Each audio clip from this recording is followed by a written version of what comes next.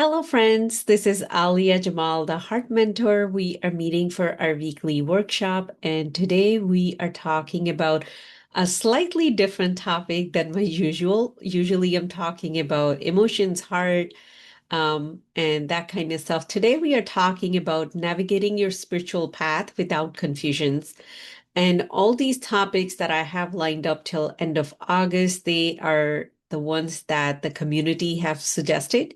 So if you do have a topic you want me to teach about, please reach out to me, whatever way we are connected, and I can add that to the rest of the year.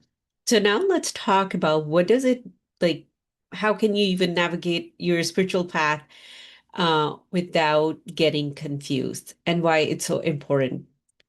So there are, I believe, four different things I'm going to talk about, but then by the end of it, you'll be able to see if you want to be on a spiritual path or not, or if you are on one, where are you actually going? How can it really benefit you? So first of all, I want to talk about what spiritual path is.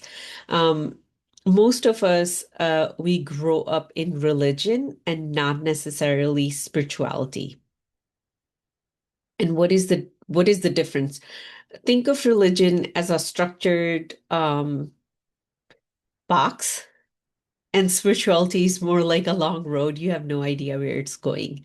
That is the best way I can see the difference into. Now, when God sent a different religion or prophets down, or you can say saints or whatever flavor or language that you use, the intention was spirituality.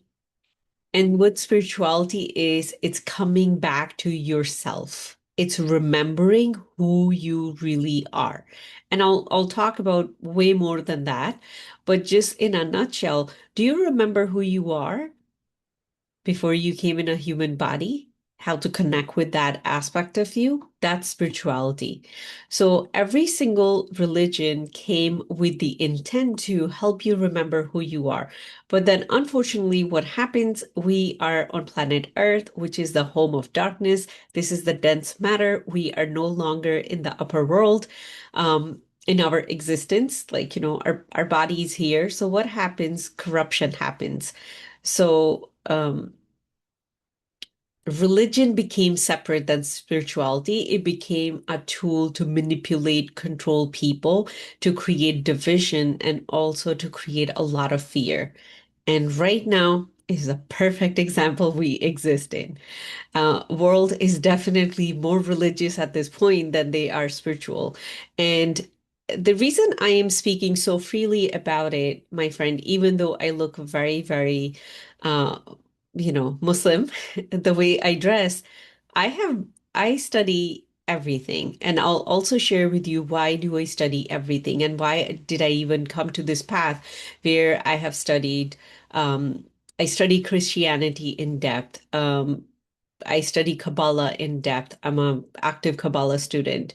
I have studied Buddhism and Hinduism in depth. Like those are the active studies I'm doing every single day. I go to different settings. I go to different institutes where people are shocked why someone dressed like me is even there. Am I confused or am I lost? But then why do I dress the way I dress?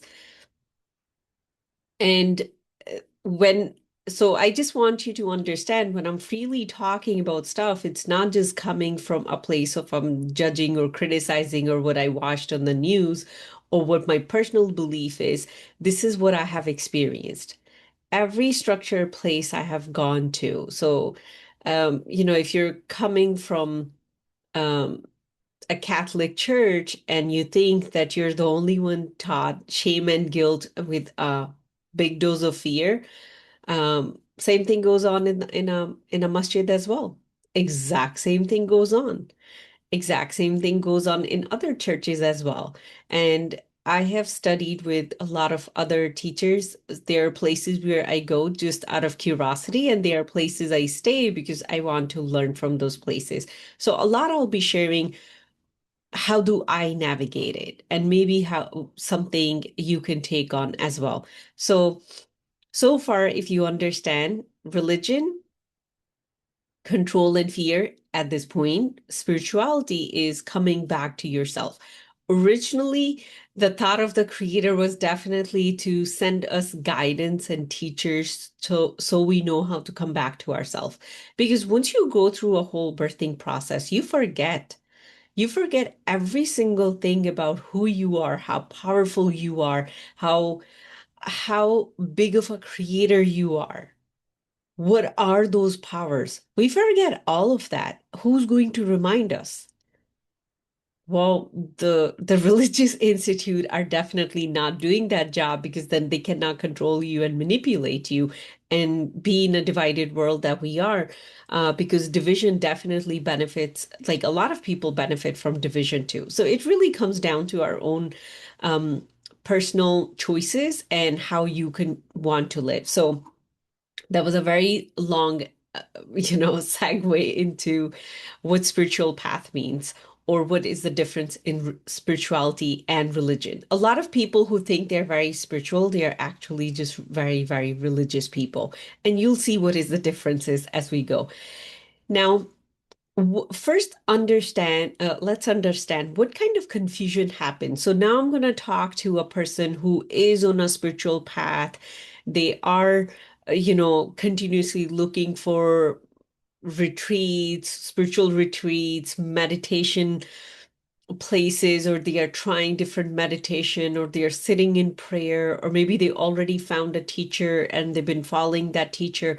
So what are the kind of confusion that can happen? And that I'm going to speak to, like, Western world living in the US, if you're here, because we are so blessed to have so many flavors to choose from. So one of the thing that can happen that you are following someone's authority and it's not coming from your own inner knowing. So let's say your friend went to retreat, she came back so rejuvenated, feeling amazing, and she's like, "Come here," you go there, then another friend go, then you go to another one. And you have been through a lot of these retreats and you're thinking you're a very spiritual person, but then, things are not really looking very spiritual in the way you feel inside of you. And that is where the confusion is. Like, what am I doing wrong? Right? But the main problem with that question is you're following other people to find the right path. When it comes to spirituality, my friend, there's no right path. It's a path that you feel aligned to. And if you are not getting involved in that, it's all coming from other people's input, then there's going to be a lot of confusion. So that's the first one. The second one is when you start mixing teachings before integrating them. When you go learn this, when you go learn that, and then you didn't even practice. And you're going just for a retreat, but you're not dedicating next 5 years to just learning and implementing and integrating that. Because maybe that triggers your religion trauma where you're like, no, I don't want anything structured. So that could be another thing where you're just tasting a lot of stuff, but you're not letting yourself eat anything fully. So that could create a lot of confusion because there's so many spiritual paths that when you come to the surface level, right? You just attended one class or you just went to one gathering, it feels amazing. And then you go to the second one and then you're like, nope, not my people. What happened? That path challenged your own belief about yourself. And instead of sitting and working through that, you just rejected it and went to another place that felt good. We all have done that. This is part of the process. Now, another confusion is it happens when we have our peak state. You might experience like, you went to this meditation retreat and you're like in the cosmos, you could see everything. It was so high. You were up there, and then you came home. And then you're triggered even by your cat. You're triggered by this way someone is chewing. But here you were on the retreat and you're such a high place. What just happened? Lack of integration. It's just like, let's say I go to Disney World And I'm happy because they have very specific frequencies that they are using in there. So whoever goes to Disney, they're just so happy. And then I come home and then I don't feel happy that way. There's no colorful triggers going on. So now what's required if I want to bring the same Disney level happiness to my home, I will get the same frequencies, songs, music, maybe decoration, colors, and then I'll feel like that in my home too. That is called, my friend, integration. So when we are just having different experience, but not investing time to integrate that. And again, what I started with, the difference is here, you went high, you experienced it because most likely somebody was guiding you. It was a place where you could go that high, but you don't really remember that that is your actual state of being. That is what God created you to be. The remembrance didn't happen yet. You're still holding on to the lies that we've been told, the number of decades you've been on this planet Earth. And especially if you're a woman, you are holding on to even more lies than men do. So one of the things we want to focus on when we are maybe looking for a spiritual path or when we are on this path, do I have clarity? It's not your friend who suggested, it's not the person who's teaching. Do I have clarity? When I have clarity about what this path is about, what am I here to do, my energy starts to grow. If there is confusion, if the way the person is speaking doesn't make sense to you, if the way things are being done doesn't make sense to you, then you're going to be leaking energy. So you could stay in a spiritual path for 5 years, but you don't bloom the way everybody's blooming. That is how I see a spiritual path. When you are on a real spiritual path, you start to bloom because you start to remember who you are. Your life starts to shift and change without much effort because you're shifting and changing within you, and things just start going in the way you maybe want to go. Like some changes happening. What's happening? You're holding on to more energy and you're leaking less energy. That's what it is. There's no magic. There's no like, blessing of a specific person. It's you holding on to your own energy. That's what it is. Like I just want to share this. I have been to so many religious places, so many spiritual places, and my friend, everyone thinks their way is the way. But you need to find out which way is your way, which way is for you. That is what spiritual path requires. And us human, we have such a hard time to take that level of ownership. We'd rather just blame it on someone else. Oh, my parents raised me that way, or I was born into it. We lack taking sense of responsibility for how much am I learning about who I am and the power that created me. So let's go to our next question because this is my favorite topic. I can easily go in million tangents. Um, so how do you navigate what path is for you? I just talked a little bit about it's your responsibility to choose. So I'm going to share three things with you based on my experience and what I look for. And I'm still looking for more spiritual paths, and I will tell you why I'm looking for them. So these are the few things that I look for. One of them, the first one is um, who you are in this universe. If I enter a place and I'm going there and they never talk about who am I, and their concept is what everybody else is, preaching, that you are a being that was kicked out of heaven and now you need to earn your way back. That story has lack, that has guilt, it has shame. That is not the story that is aligned with the soul. Maybe there's another version of the story that they don't understand themselves. That's why they are not able to share it with me. That would be my way of exiting. If someone is not teaching who I am and how powerful I am and what is my place in the universe, why was I created, what is the role I'm going to play, that is very important. Why it's important, my friend, that grounds you.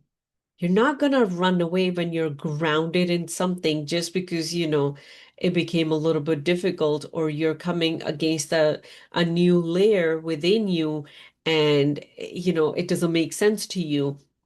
You're not going to run away when you're grounded in your own knowing.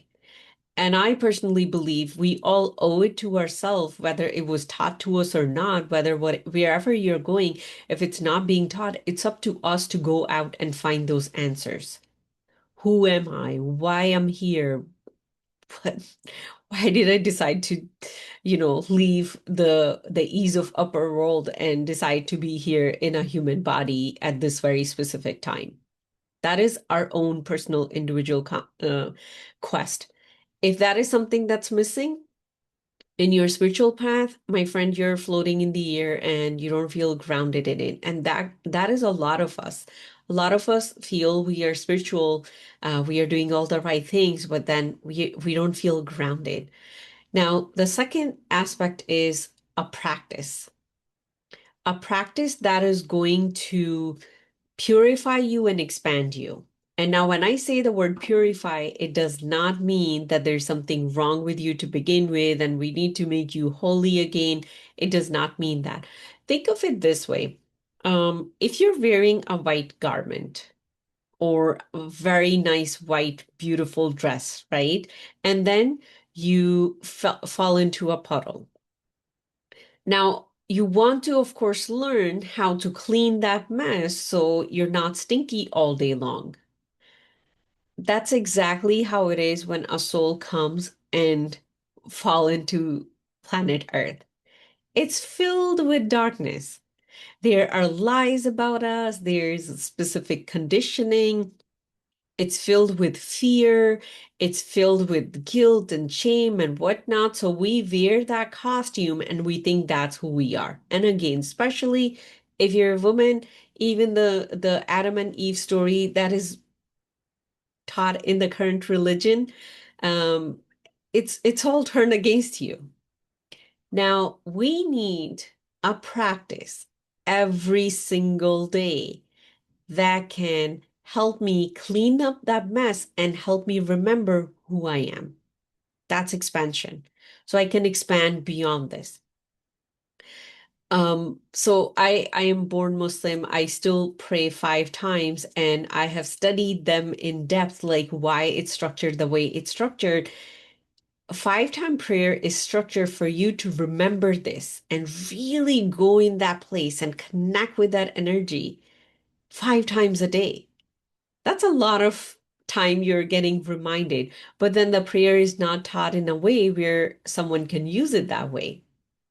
Now think of whatever tradition you're born into. If you think about it, if you would really start looking about it, there would be some some coming back to it every single day. That becomes a ritual, and what it becomes, if you don't do it, you're gonna go to hell. So then what happened? We don't do it because who we are, we don't operate with fear. Our core does not operate from fear. Fear feels foreign. We run away from fear. So if you're going to make us afraid of something, most likely we are not going to do it. So a lot of kids, they pray when they're under their parents' roof. When they're out of there, they are not praying. Why would they pray? There's no fear now. Nobody's there to run after them with that fear. But once you understand, I need a practice because my nervous system again needs something on a repetition to come back to who I am and clear the lies that I've been holding on to. When I feel overwhelmed or when something comes up, my go-to is I close my eyes, I take a big exhale, I go in my heart, I'm in that space for less than 30 seconds, and I'm good. I remember who I am. I remember I'm bigger than this problem. I remember I have so much power within me that I can bend reality. This is a lot of practice to get here, right? But I still need that practice. I cannot just be open eyes and think like, I am so evolved that I can control everything. No, my friend, I'm still in a human body. I still need a practice every single day. So look for if there's a practice, like, number two, if there's a practice that can help you remember, that can help you come back to who you have been before you came into the body. And when you start to take energy from that part of you, I cannot put it in words how beautiful and amazing it feels to live that way as a human. Now, the last part is integration. If on your spiritual path or whatever spiritual path you're learning, if integration is not happening, if you are just learning, learning, learning, learning, and there's no translating into your personal life. I'll give you very specific examples. I have personally been through that. You feel you're a very spiritual person. You do all these things every single day, but you're still stuck in that abusive marriage. For whatever reason you gave yourself, you're still stuck in that abusive marriage by choice or by learned helplessness. My friend, that's not what spirituality teaches us. That's one thing. Second, you have been afraid, you have anxiety, and you're a very spiritual person, and you still have anxiety. You've been on this path for a few years now. I understand it takes a little bit time to clean up and remember, but you're still there. That means there's something is missing. The integration is not happening. The theory is happening. I'm understanding, but it's not getting translated. Something is missing. And uh the the part that is missing, as I was talking about, you do experience those higher states, but then you don't know how to ground yourself in that. Or maybe there's a daily practice that is missing. Another thing you can look at is you keep abandoning yourself. You keep people pleasing. You keep putting yourself last.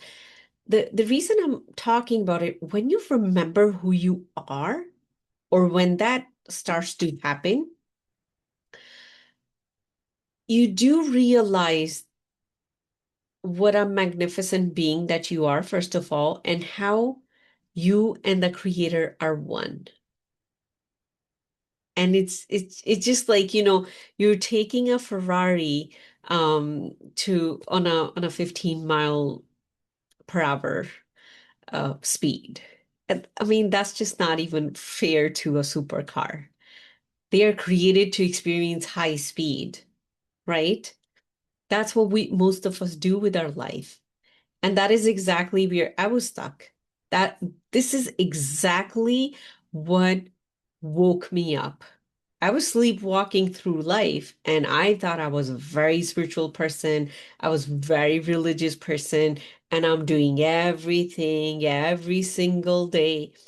If you can see my life, you will say, she's the top student. My life was not changing. And one day I asked myself, why, Alia? What is it that you're doing wrong? Usually that is how we ask ourselves. That question unlocked something for me, and I am still on that path. I'm still discovering more and more about myself. Now, I don't want you to ask yourself what is wrong with you. What are you doing wrong? I want you to ask yourself what is not aligned here? What is in my way right now to really, for me to fully experience myself? When I say spirituality in my mind, for me, that means getting to know my soul, coming in alignment with my soul, living as my soul. When you start to live as soul, you don't settle for fears. You don't settle for guilt and shame. You settle for expansion. You settle for creation. You settle for unconditional joy, unconditional peace. That is the shift that happened. Um, Now, what a few things I wanted to talk about, how you can choose your path. Whenever someone brings something in front of you, yes, go explore it. Sometime I am that person who's bringing it to people close to me. I'm like, hey, come here, join this, join that. Take a moment, close your eyes, and feel it in your body. Is it a yes for you? What's a yes for me might not be a yes for you. Even if it is so amazing and so brilliant, that might not be the way your soul is going to help you remember yourself. That might not be your path. There's so many paths. And don't ask yourself what is the right path. Ask what is the right path for you. Because my friend, they all go to the same place. They all go to the same place, and that is your inner self, your inner core, remembering who you are, remembering who your creator is.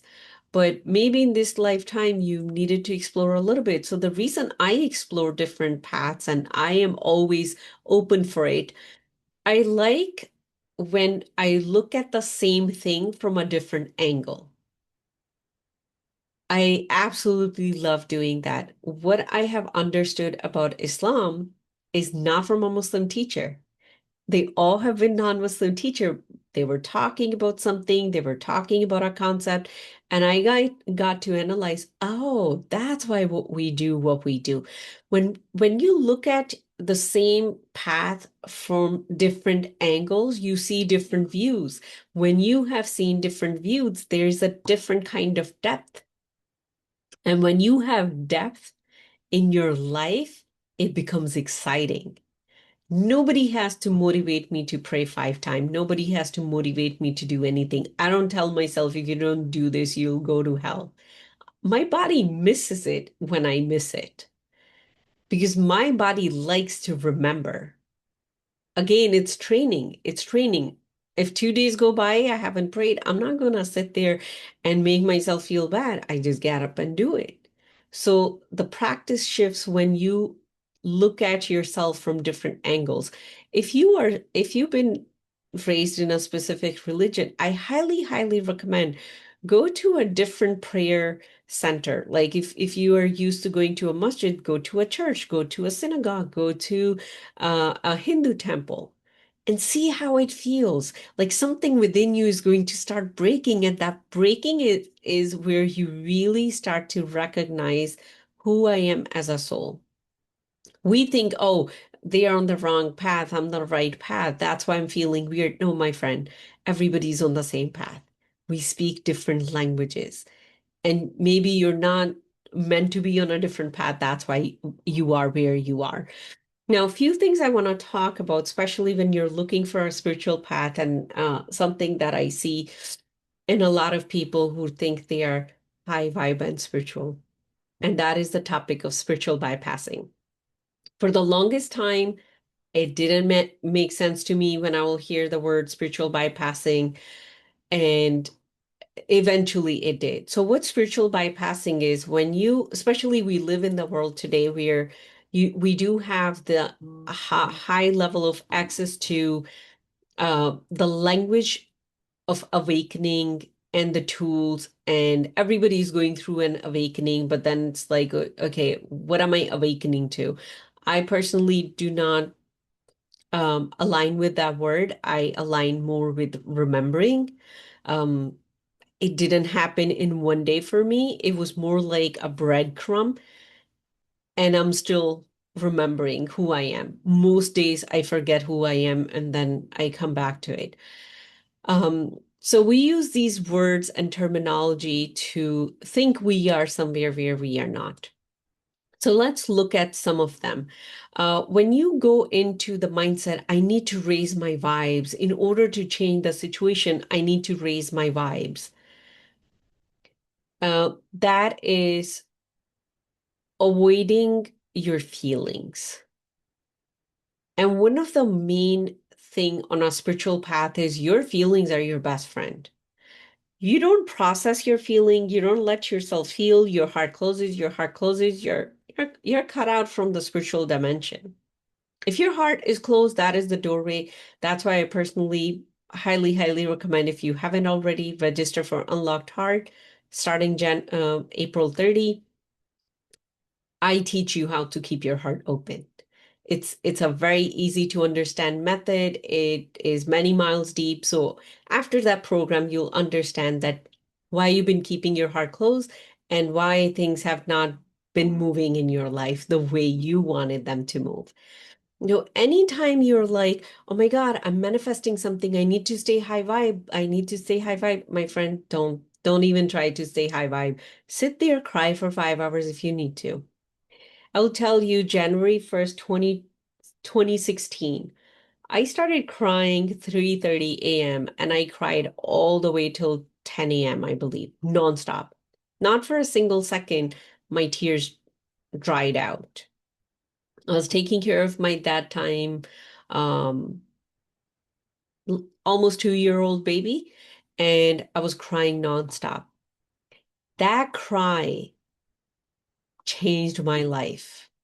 Maybe for the first time in my life, I let myself feel fully and not try to fix myself, not try to change myself. After that, my life has been like this. At that time, I had no idea what spirituality is, what growth is, what self-help is. None of that. Let yourself feel. High vibe is a lie that we like to believe in. Y- as long as you're in a human body, this is how you're going to go. If you're going to try to be high vibe, you're going to close your heart. When you let yourself feel, whether it's anger, shame, guilt, fear, whatever it is, when you let yourself feel it, doubt, worry, confusion, any of that, your heart stays open, that energy moves through you, and now you have access to your endless self. Another one is detachment. When it started to happening to me where I was like, like why would I even bother about this person?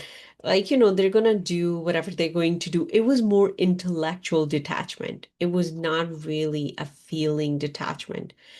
And other people will hear and they'll be like, oh my God, you're so smart in such a young age. That felt really good. Getting those compliments felt really good. That was another telltale sign. I'm definitely not on a spiritual path. But that is, my friend, sometime when we cut off from our family because they're not good for us, that's avoiding anger. Yes, we can cut off from our family if they are not good for us, but are you still angry about it? Do you still need their apology? Let's look at that. If you still need somebody's apology, you're not detached. You're just thinking you're detached. And again, that closes your heart. That's why we call it, I guess that is why somebody gave it the terminology bypassing. You're like trying to jump over something. And there are no shortcuts in spirituality. There's a very clear way you can get back to yourself, and it's a very easy way. It's a very simple way. There's no complexity here.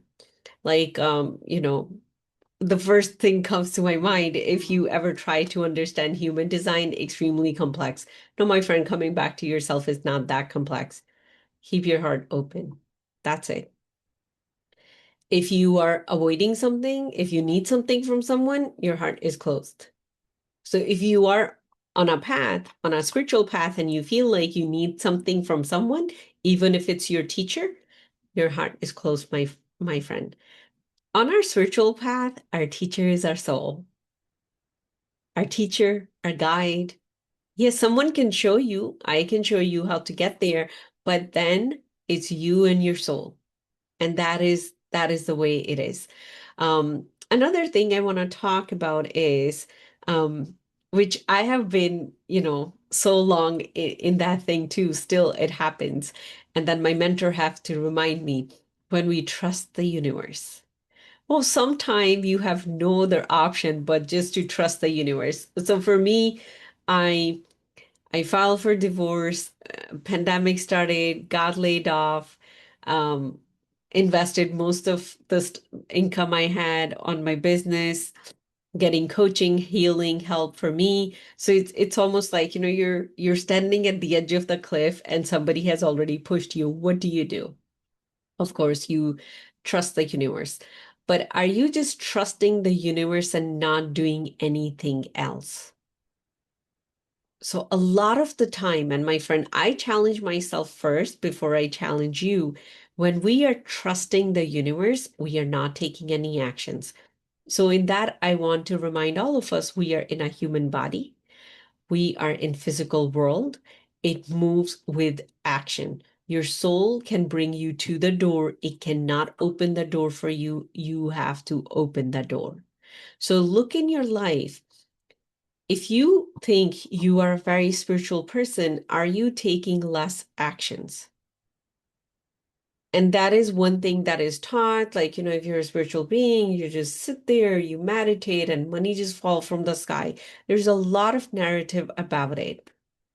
There's a lot of theoretics about it too, that when your heart is open, when you're aligned, and when you this, things just like, magically appear. You still take actions. And a very quick story I can share with you, meeting with my husband.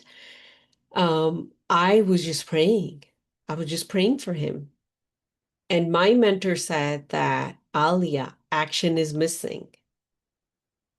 And I didn't want it to take the action because action meant I have to come face to face to the darkness within me or the wounds within me that I don't feel I'm ready to heal yet. But there's no way around it. We can only go through it. So I did take some very, very specific actions. Some of them felt very heavy and painful. I kept taking those actions. And then I met him, literally the other part of my soul.